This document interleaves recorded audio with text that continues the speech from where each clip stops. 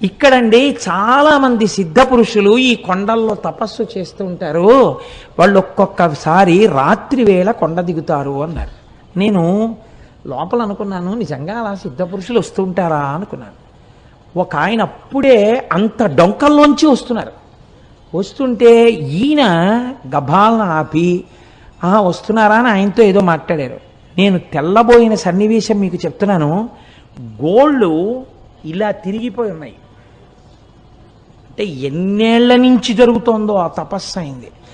ఆయన బహుశా మాకు దర్శనం ఇవ్వడానికే కిందకొచ్చి ఉండి ఉండవచ్చు. మీకు నేను ఒక పరమ సత్యాన్ని ఇవాళ చెప్తున్నాను, మీరు నన్ను నమ్మండి, నేను అబద్ధం చెప్పట్లేదు. ఆయన నన్ను అడిగారు, పక్కకి తీసుకెళ్లి గిరి ప్రదక్షిణం చేస్తుంటే మీకు రమణులు అంటే ఎందుకు ఇంత ఇష్టం అని అడిగారు. అడిగితే ఏదో పుస్తకాల్లో చదువుకున్న 4 మాటలు తప్ప నాకేం తెలుసు కనుక ఆ రమణులు అంతటి వారండి, రమణులు ఇంతటి వారండి, నేను చదువుకున్నవేవో చెప్పా.